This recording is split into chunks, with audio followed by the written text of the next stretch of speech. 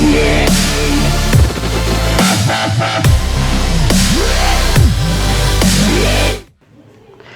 Students, आज का ये जो वीडियो होने वाला है ये class 12th book R D Sharma chapter 5 algebra और मैट्रिसेस का लेक्चर 4 का वीडियो होने वाला है। और आज हम आर डी शर्मा का पेज नंबर 5.4 के एग्जाम्पल नंबर 2 के आगे के एग्जाम्पल्स को डिस्कस करेंगे। तो चलिए यहाँ पे हम एग्जाम्पल नंबर 2 को पहले डिस्कस कर लेते हैं। तो जैसे कि आप देख सकते हैं यहाँ पे आपको if A equal to A I जे, वैसे ये आपका ए आई जे क्या है, ये एक जर्नल फॉर्म है एलिमेंट्स का, यानी कि जैसे ये A11 होता है A12 होता है, तो ये एक जर्नल फॉर्म है एलिमेंट्स का।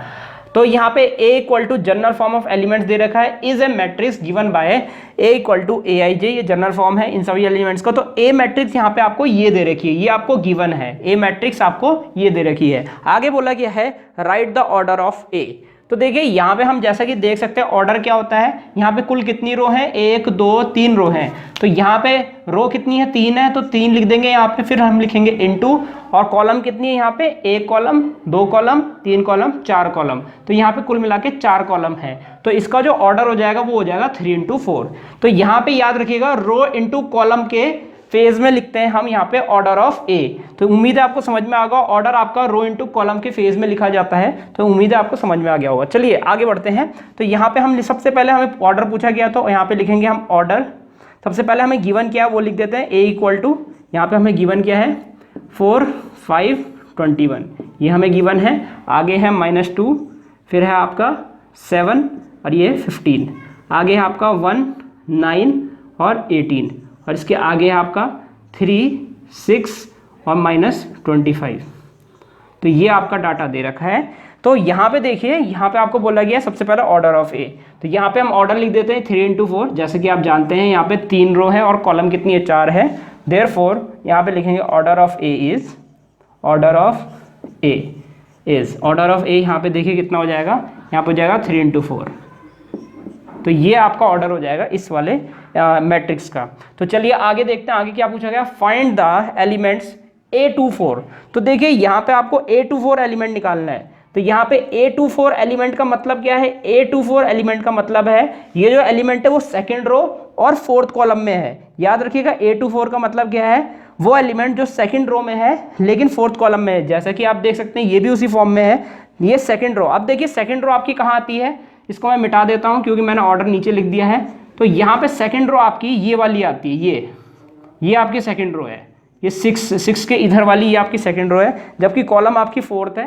तो फोर्थ कॉलम आपकी ये हो जाएगा C4, fourth column, first column C1 C2 C3 C4। जैसे कि आप देख सकते हैं यहाँ पे आपको कौन सा एलिमेंट आएगा, सेकंड रो और फोर्थ कॉलम में ये वाला कॉमन एलिमेंट है। तो यहाँ पे आपका ये C4 वाले में और R2 वाले में ये आपका कॉमन एलिमेंट आ जाएगा। तो A to 4 की वैल्यू यहाँ पे आपकी 6 हो जाएगी। तो उम्मीद है आपको समझ में आ गया होगा। नहीं तो आप एक अलग से यहाँ पे A मैट्रिक्स को इस तरीके से जनरल फॉर्म में लिख दीजिए। तो जैसे कि आप जानते हैं यहाँ पे ये होगा A11 A12 A13 A14, क्योंकि यहाँ पे भी 4 कॉलम है। फिर होगा A21 क्योंकि ये सेकंड रो है, फर्स्ट कॉलम है। A22 यहाँ पे ये सेकंड रो है और सेकंड कॉलम है। A23 यहाँ पे आपकी सेकंड रो है और ये थर्ड कॉलम है। और A24, तो यहाँ पे इस प्रकार से आप लिख सकते हैं ये आपकी सेकंड रो है और फोर्थ कॉलम है। फिर A31 ये आपकी थर्ड रो है और फर्स्ट कॉलम है। A32 A33 और A34। तो इसको फटाफट से आप प्रैक्टिस कर लीजिए और इनको लिखने की आदत बना लीजिए। जैसे कि आप जानते हैं ये आपकी फर्स्ट कॉलम है लेकिन रो कौन सी है, ये R3 रो है, तो यहाँ पे A31 हो जाएगा। तो इस प्रकार से हम इसको लिख सकते हैं। तो चलिए आपको समझ में आ गया होगा। तो A to 4 एलिमेंट कहाँ पे, यहाँ पे है। तो यानी कि इसके करस्पॉन्डिंग में ये वाला एलिमेंट है, ये आपका A to 4 है। चलिए आगे देख लेते हैं। A to 4 के बाद A34 देखना है हमें, A34। तो A34 वाला एलिमेंट देखिए कहाँ पे है, वो ये है, लास्ट में है। इसका मतलब ये -25 है A34, तो माइनस का 25 हो जाएगा ये। अब चलिए यहाँ पे हम अब क्या करना है, शो करना है कि यहाँ पे A24 plus A23 equal to A32 के बराबर है।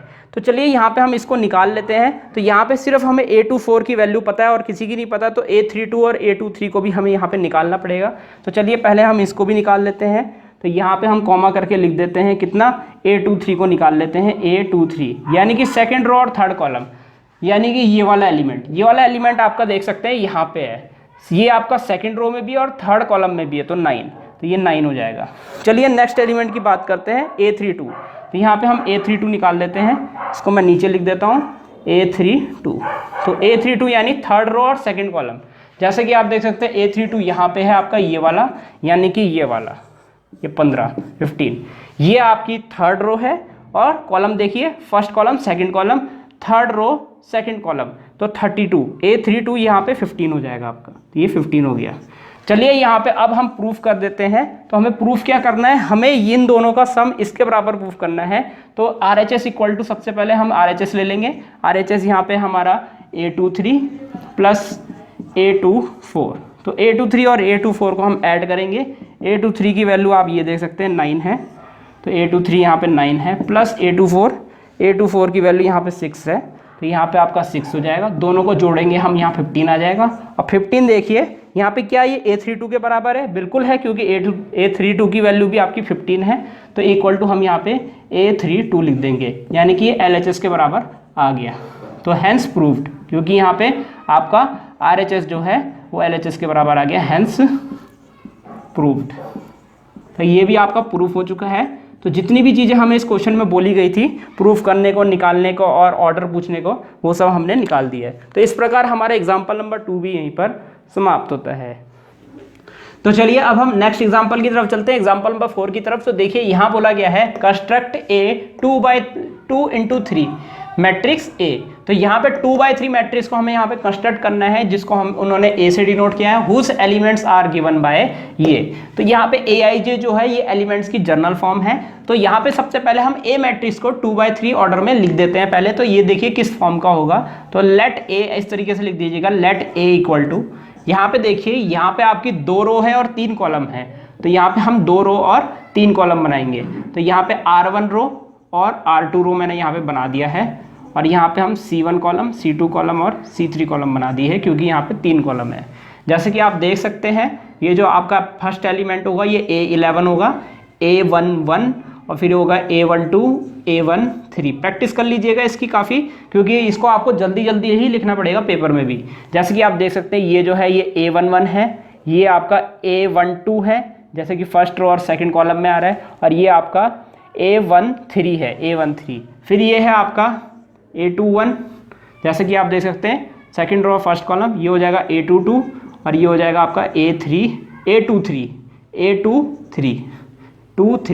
तो उम्मीद है आपको समझ में आ गया होगा। ये आपके एलिमेंट्स हैं और इनका जो ऑर्डर है ये है आपका ऑर्डर 2/3, यानी कि 2 × 3। ये आपका ऑर्डर हो जाएगा ए मैट्रिक्स का।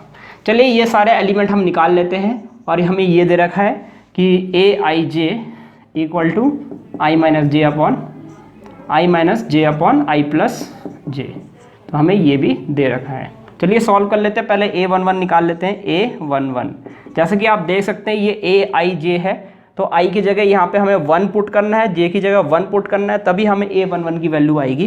तो I की जगह हम 1 पुट करेंगे, माइनस J की जगह भी हम 1 पुट करेंगे, अपॉन 1 + 1, क्योंकि I और J की वैल्यू 1 है। कंपेयर कीजिएगा, I और J की वैल्यू पहले लिख लीजिएगा, इसके बाद ये आएगा 0। तो A11 आपका 1 - 1 0 है, 0.2 0 होता है।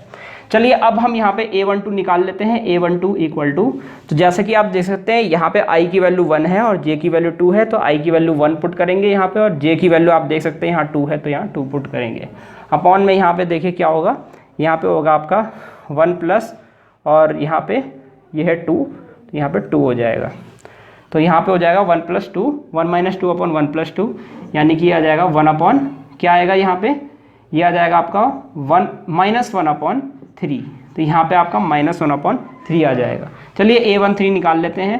तो A13 देखिए यहाँ पे क्या आएगा, A13, क्योंकि ये आपका A13 है, तो A13 यहाँ पे आएगा, I की वैल्यू यहाँ पे 1 है आपकी, J की वैल्यू आपकी 3 है यहाँ पे, तो I - J 1 - 3/1 + 3। तो 1 - 3/1 + 3 देखिए यहाँ पे, देखिए क्या आ जाएगा, यहाँ पे आएगा -2/4, ये काट कूट के ये माइनस का 1/2 आ गया। चलिए अगली वैल्यू की तरफ पढ़ते हैं, A21। तो यहाँ पे A21 देख लेते हैं क्या है।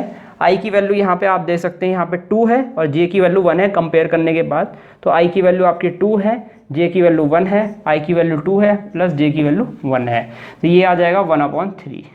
चलिए A22 निकाल देते हैं। तो A22 देखिए यहाँ पे क्या होगा, I की वैल्यू 1 है, J की वैल्यू भी आपकी 1 है, तो यहाँ पे माफ़ कीजिएगा, आई की वैल्यू यहाँ 2 है और जे की वैल्यू भी यहाँ 2 है।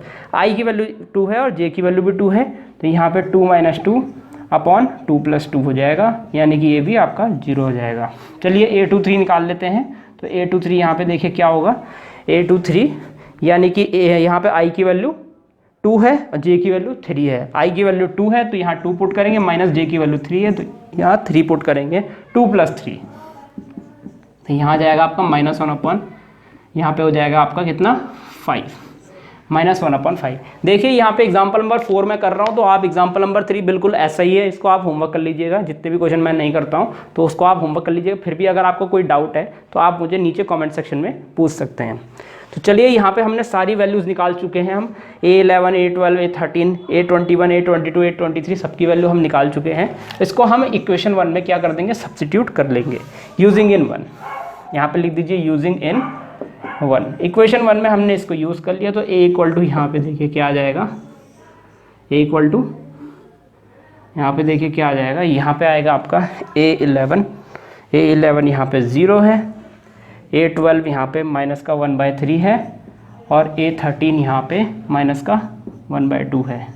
उसके बाद A21 यहाँ पे आपका 1/3 है, A22 0 है, A23 आपका -1/5 है।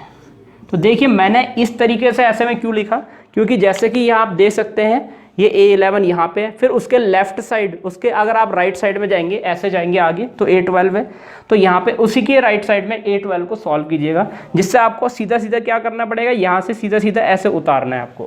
आपको ऐसा नहीं करना पड़ेगा कि यहाँ से आपको देखना पड़ेगा अरे A11 यहाँ है, A12 यहाँ है, ऐसा करके देखना नहीं पड़ेगा। इसी सीक्वेंस से सॉल्व कीजिए, जिस सीक्वेंस से आपके एलिमेंट्स है A11, A12, A13, एक लाइन में आपके एक ही लाइन में A11, A12, A13, तो यहाँ पे एक ही लाइन में मैंने A11, A12 और A13 को सॉल्व कर दिया। इसी प्रकार से यहाँ पे एक ही लाइन में है आपके A21, A22, A23, तो यहाँ पे मैंने A21, A22, A23 को भी एक ही लाइन में सॉल्व कर दिया। और मैट्रिसेस भी बिल्कुल इसी तरीके से लिखी जाएगी, 0, -1/3, -1/2। आपको यहाँ देखने की भी जरूरत नहीं पड़ेगी, आपको पता है आपको एलिमेंट्स ऐसे में उतारने हैं। तो उम्मीद है आपको समझ में आ गया होगा। ए मैट्रिक्स आपकी ये आ चुकी है। तो इस प्रकार हमारा एग्जाम्पल नंबर 4 भी यहीं पर समाप्त होता है। तो चलिए अब यहाँ पे हम एग्जाम्पल नंबर 6 की तरफ चलते हैं। देखिए एग्जाम्पल नंबर 5 मैं कल के वीडियो में बना दूंगा, क्योंकि ये वीडियो बहुत लंबा हो जाएगा अगर मैं एग्जाम्पल नंबर 5 अभी करा दूंगा, इसलिए मैं यहाँ पे अभी छोटा एग्जाम्पल करा रहा हूँ ताकि ये वीडियो बहुत लंबा ना हो। तो चलिए यहाँ पे हम यहाँ पे एग्जाम्पल नंबर 6 को कर लेते हैं। तो हमें यहाँ पे ये डाटा दे रखा है और हमें एक्स, वाई, जेड और डब्ल्यू की वैल्यू निकालनी है। तो जो हमें गिवन है पहले हम उसको लिख देते हैं, x minus y, 2x minus y, 2z minus डब्ल्यू, और यहाँ पे है 2x प्लस डब्ल्यू। ये हमें दे रखा है इक्वल टू, यहाँ पे आपका है 5, 12, 3, 15, ये हमें दे रखा है। चलिए आगे बढ़ते हैं यहाँ पे। तो यहाँ पे x माइनस वाई कितना है, 5 के बराबर है, क्योंकि यहाँ पे ये दोनों क्या है, इक्वल मैट्रिक्स है, और इक्वल मैट्रिक्स में करस्पॉन्डिंग एलिमेंट्स क्या होते हैं, सेम होते हैं, यानी कि ये एलिमेंट इसके बराबर होगा। तो यहाँ पे ऑन कंपेयरिंग लिख दीजिएगा, on comparing both sides, on comparing corresponding elements लिख दीजिए यहाँ, corresponding elements, on comparing corresponding elements. तो यहाँ पे हो जाएगा हमारा x minus y equal to 5, 2x minus y equal to 12, 2z minus डब्ल्यू इक्वल टू 3, यहाँ पे 2x plus W equal to 15। तो ये हमारा डाटा दे रखा है। तो सबसे पहले यहाँ पे हम इसको इक्वेशन 1, इसको इक्वेशन 2, इसको इक्वेशन 3 और इसको इक्वेशन 4 मान लेते हैं। तो सबसे पहले यहाँ पे आप देख सकते हैं ये एक्स वाई वेरिएबल की पहली इक्वेशन है, ये एक्स वाई वेरिएबल की दूसरी इक्वेशन है। तो यहाँ पे हम एक्स वाई वेरिएबल की दो इक्वेशन को आपस में सॉल्व कर सकते हैं। तो यहाँ पे हम लिख देते हैं सॉल्विंग इक्वेशन 1 and 2। तो इक्वेशन 1 and 2 को सॉल्व करेंगे तो x plus y equal to, पहले हम इसको लिख देते हैं, ये ज़्यादा बेहतर रहेगा, ऊपर 2x minus y equal to 12 और यहाँ पे x minus y equal to 5। चलिए साइन चेंज करते हैं, यहाँ प्लस है तो यहाँ माइनस, यहाँ माइनस है तो प्लस, ये प्लस है तो माइनस हो जाएगा, कैंसिल हो गया आपका। 2x माइनस 1 ये हो जाएगा x इक्वल टू, यहाँ पे 12 माइनस 5 7 हो जाएगा। तो x की वैल्यू यहाँ पे 7 आ गई। तो x की वैल्यू यहाँ पे जैसे कि आप देख सकते हैं 7 आ गई, इसको 1 में यूज़ कर लीजिए यूजिंग इन 1, इक्वेशन 1 में हमने इसको यूज़ कर लिया। तो यहाँ पे 7 माइनस वाई इक्वल टू यहाँ हो जाएगा 5, वाई को उधर ला जाइए, 5 को इधर ले आइए, तो 7, 5 को इधर लाएंगे तो -5 हो जाएगा, माइनस वाई उधर जाके +5 हो जाएगा, यानी कि ये 2 हो जाएगा, ये हो जाएगा। तो चलिए यहाँ पे हम आगे बढ़ते हैं। हमें x और y दोनों की वैल्यू मिल चुकी है। x की वैल्यू को हम अगर यहाँ पुट करेंगे तो हमें w की वैल्यू मिल जाएगी। तो यूजिंग x = 7 इन इक्वेशन 4, तो यहाँ पे हो जाएगा 2, x की वैल्यू 7 है, plus omega equal to 15, omega equal to 15 minus 14, omega equal to, तो यहाँ पे क्योंकि ये 14 होगा, 14 उधर चले जाएगा और ओमेगा की वैल्यू यानी कि w की वैल्यू 1 आ जाएगी। ये w है आपका, w की वैल्यू 1 आ गई। अब इस w की वैल्यू को आप इक्वेशन 4 में पुट कर दीजिए। माफ़ कीजिएगा, मैंने यहाँ जी हाँ सॉरी माफ़ कीजिएगा, यहाँ पे मैंने इक्वेशन 4 में ही इसको पुट किया है, x की वैल्यू को इक्वेशन 4 में, तो w की वैल्यू मिल गया। आप w की वैल्यू यहाँ पे पुट कर दीजिए, z की वैल्यू मिल जाएगी यूजिंग इन इक्वेशन 3, तो इक्वेशन 3, तो इसको इक्वेशन 3 में यूज़ करेंगे, w की वैल्यू यहाँ डालेंगे, तो यहाँ पे हो जाएगा 2z माइनस 1 इक्वल टू 3, यहाँ पे हो जाएगा 2z इक्वल टू 3 प्लस 1, जो कि आप जानते हैं ये 4 हो जाएगा आपका, 2z इक्वल टू 4, यहाँ से z की वैल्यू 4/2 यानी कि यहाँ आ जाएगी आपकी 2, तो z इक्वल टू आपका 2 आ जाएगा। तो बस ये आपका फाइनल आंसर हो जाएगा x, y, z, w का। तो यहाँ पे हम आंसर लिख देते हैं, देयरफॉर x = हमारा कितना है, x equal to, y equal to, z equal to और w इक्वल टू। चारों का आंसर लिख देते हैं। x 7 है, y 2 है, तो ये आपका 7 है, y आपका 2 है, x 7 y 2, z आपका यहाँ पे 2 है, z भी आपका 2 है और w आपका 1 है, तो ये आपका आंसर हो जाएगा। तो इस प्रकार हमारा एग्जाम्पल नंबर 6 भी यहीं पर समाप्त होता है। तो स्टूडेंट्स, इस प्रकार ये वीडियो यहीं पर समाप्त होता है। उम्मीद है आपको वीडियो समझ आया होगा। इसके नेक्स्ट वीडियो में हम आगे के क्वेश्चंस डिस्कस करेंगे। इस वीडियो को देखने के लिए आपका बहुत बहुत धन्यवाद। अगर आपको वीडियो समझ आया तो आप इस वीडियो को लाइक ज़रूर कर दीजिएगा और अपने दोस्तों को इसको शेयर जरूर कर दीजिएगा, और इस चैनल को सब्सक्राइब भी ज़रूर कर दीजिएगा, क्योंकि मैं आगे भी इसी तरीके की वीडियोज़ आपके लिए लाता रहूँगा। तो सब्सक्राइब ज़रूर कर दीजिएगा। फिलहाल के लिए इस वीडियो में इतना ही, मिलते हैं हमारे नेक्स्ट लेक्चर में।